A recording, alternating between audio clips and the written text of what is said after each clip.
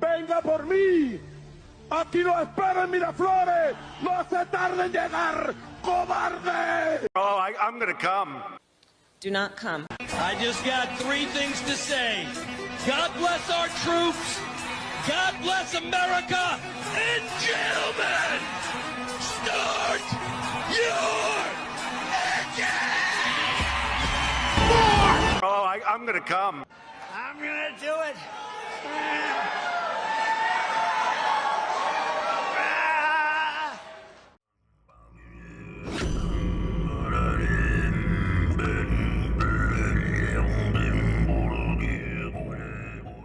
Do you guys remember when the media was calling Donald Trump Taco Trump? Trump always chickens out. Do you remember whenever they were running with that for a little while? That was like the talking points came out and they spread them to all the media and all the Democrat politicians and they all started calling him Taco because of the art of the deal. He specifically gets what he wants by bluffing. They call it chickening out, but really it's just he does hard bluffs in business. He does it quite a lot. Some people aren't really brave enough to call him on his bluffs. Some people are a little bit more brave. Nicolas Maduro, he decided to call Trump out, call him a coward, and dare him to come and get him from Venezuela and bring him to justice. And it wasn't a very long war. It wasn't a big thing. It was a couple hours. Everyone was asleep, and you wake up to Nicolas Maduro basically flying back to New York City. Oh my God, what the hell? And at the same time, this moved very quickly. Now, I'm going to do a follow-up video to this from AI Telly, and I'll share that later. That will show exactly how he pulled off one of the craziest capturing of a foreign president. I don't even know how to describe it. But at the same time, I really want to just talk about the propaganda. So when this happens, do you guys remember the No Kings protests? Were they not just protesting for an entire year, raising millions of dollars, tens of millions of dollars, if not hundreds of millions of dollars, for protests, organized protests, the most astroturfed bullshit you'd ever seen in your entire life? And they wheeled out all the old people for the No Kings protest. It was a bunch of geriatrics, and a bunch of just white women, a whole lot of white women. You know, whenever that happens, they have the No Kings protest. Then, whenever Trump goes and captures the dictator, the media immediately goes on this blitz of saying that the country's torn, everyone's torn. All over the world, people are torn about Nicolas Maduro being taken out of power. But when you ask the Venezuelans, what do the Venezuelans have? What do the Venezuelans have to say? I wonder what they have to say. Let's check in with the people that it actually affects. Hold on. And to be clear, if you think for 1 second that some Venezuelan person knows more about what's best for Venezuela than a purple-haired, 400-pound, fat fucking retard, queer, demi-fucking Gorgon, fucking demi-queer, demo dog from Stranger Things, that person in Boston, they know better than the Venezuelans. I promise you. Across South Florida, Venezuelans erupted in celebration. This is the biggest joy that I've had in like decades. It's amazing. Hundreds poured into the streets in Doral, where 40% of residents are of Venezuelan descent. Oh my God, I'm gonna start crying. It is pretty awesome. We met Andrea Ramos, who fled Venezuela in 2016, one of nearly 1 million Venezuelans who have settled in the U.S. We've been disappointed so many times before that it is just like hard to believe that it is actually happening. Roughly 8 million Venezuelans, more than a quarter of the country's population, has fled in the last 10 years, driven out by economic collapse and political instability. Back in Florida, 25-year-old Christopher Moreno hopes Maduro's arrest could lead to a better future in Venezuela. Sorry. It's just a feeling. I can't explain it. We make a life here because we had to, not because we wanted to. So we really want to go back. So in about a 2 to 4 hour period in the middle of the night, the United States military sent in a very small strike group into Venezuela and captured the communist dictator Nicolas Maduro, who I believe it was 2024. He had an election and lost that election, but then threw the election out and maintained power. He is not seen as a legitimate president in most of the world. The Biden administration, Joe Biden himself, put out a $25 million reward for anyone that could capture Maduro and bring him to justice. So all of the clutch pearls, all the nonsense you got, like they're just crazy, guys. Once Trump, if anyone else did it, they'd be happy, but because Trump did it, they're upset. In 2 to 4 hours, that small strike group went into Venezuela, captured the communist dictator, and left without a single casualty and without losing any equipment whatsoever at all. Not only did they do that, but on the way out the door, here, I'll let Benny tell you. I'll let Benny Johnson tell you. Did you know that we bombed Hugo Chavez's mausoleum on the way out the door for no particular reason other than just to do it? Might remember Hugo Chavez, right? Always hanging out with Sean Penn. He's the communist dictator who staged the communist takeover of Venezuela. He's obviously an incredibly evil and corrupt individual.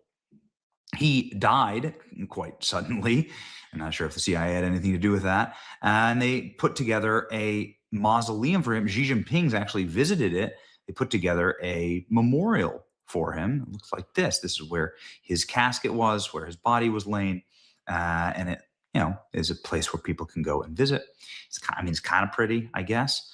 And this is where, this is where the remains of Hugo Chavez was until the United States bombed it and destroyed it on their way out of Venezuela. This, again, the single rudest thing. This is the most disrespect I've ever seen.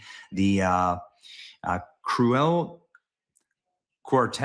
de la Montaña, a military museum, a historic symbol of Hugo Chavez, has just been destroyed. Hugo Chavez's remains were in there, and due to the explosion, must have been vaporized.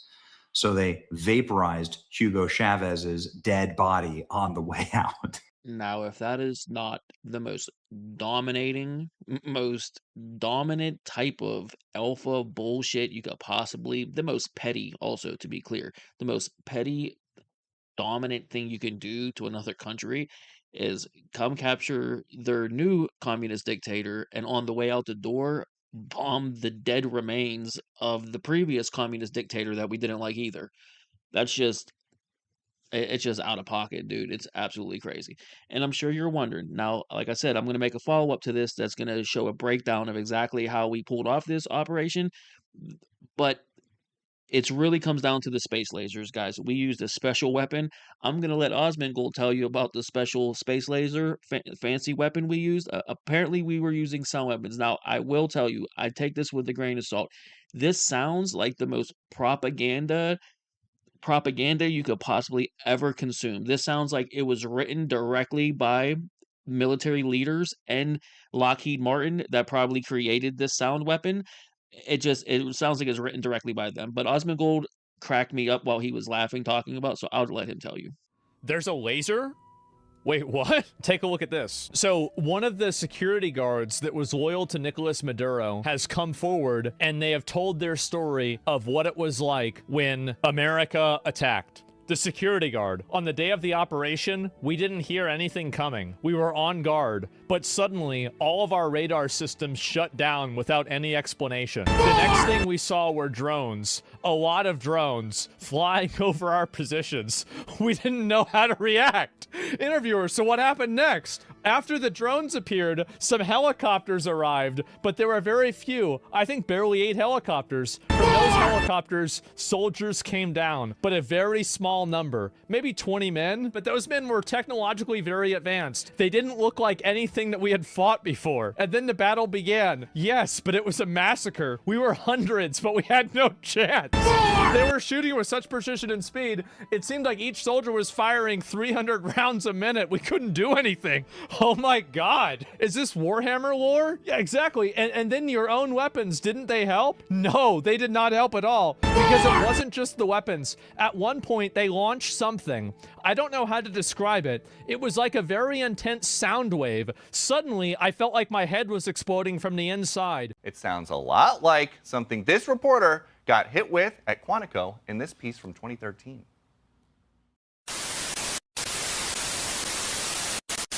The military says the active denial system is not radioactive, it's not a microwave, and it's not a laser beam. It's instead a man-sized beam of millimeter waves that can be fired from up to 1,000 meters away that are designed to get the subject, whoever's standing on this X, really, really hot so that they move.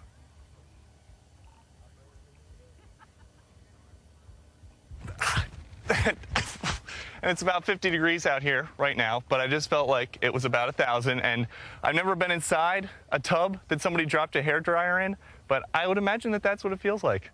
We all started bleeding from the nose. Some were vomiting blood. We fell to the ground, unable to move. And your comrades, did they manage to resist? No, Absolutely not at all. not. Those 20 men, without a single casualty, killed hundreds of us. We had no way to compete with their technology, with their weapons. I swear I've never seen anything like it. We couldn't even stand up after the sonic weapons or whatever it was. Oh my God. You know what they should do? They should play this interview as a recruitment ad for the United States military. Those 20 men without a single casualty killed hundreds of us. We had no way to compete with their technology, with their weapons. I'd never seen anything like it. We couldn't even stand up after the sonic weapon or whatever it was. So do you think the rest of the region should think twice before confronting the Americans? Without a doubt, I'm sending a warning to anyone who thinks they can fight the United States. They have no idea what they're capable of. After what I saw, I never want to be on the other side of that again. They're not to be messed with. And now that Trump has said Mexico is on the list, do you think the situation will change in Latin America? Definitely. Everyone is already talking about this. No one wants to go through what we went through. Now everyone thinks twice. What happened here is going to change a lot of things, not just in Venezuela, but throughout the region. There's a laser? Wait, what? More!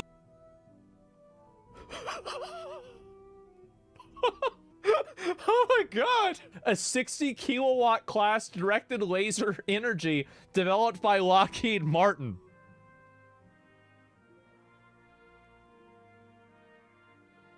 Oh my God. And this is what they felt comfortable even showing. They literally spin in the Space Marines and the Psychers to fucking mind control and blow up the brains of these other people. Like, this actually was a Warhammer 40K operation. Trump is really good at doing these magic tricks where the Democrats and everyone that opposes him wants something and says they want something for years. They want Nicolas Maduro out of power in Venezuela. He's a dictator. They put a $25 or $50 million bounty on his head. Then they even make fun of Trump and say, hey, he says bad things about Maduro, but he loves dictators and authoritarians like Maduro. He goes soft on Venezuela. He's soft on Maduro. And then he goes and captures him. And just overnight, they have to immediately go, this is actually a bad thing. Oh, everyone's torn on this. Look at all the Americans torn. Look at the protests across the country. Because why did Trump do this? What's wrong with him? Meanwhile, it's just so obvious, dude. This shit is crazy. Look, I'm going to leave you with this. I'm going to follow this up with another video with AI Telly showing you a breakdown of exactly how they did this operation. I got some Renee Good content coming. I need you to press buttons. I need you to hit that stuff so other people sees the videos. That's really all I can do, man. All I can do is all I can do. That's it. So press buttons. Rich Cotton, thanks for sticking around. I'm sure you're waiting for these other videos, but leave a comment, share it, do whatever. And then what I'm going to leave you with, we actually have declassified footage of the special weapon that we used to capture Maduro. I'm going to leave that with you right here, and then I'm going to see you on the next one, man. I got Nicole Good content coming. I got more fraud stuff coming. I got the Maduro breakdown coming. And man, it's a wild timeline right now, guys. It's a wild time to be alive, and I hate every single one of you. Thank you so much for watching. I'll see you soon. Enjoy this weapon. I can't believe they declassified this. They declassified it and sent it directly to me, only for my eyes only, and I'm going to share it with all of you. You're so lucky.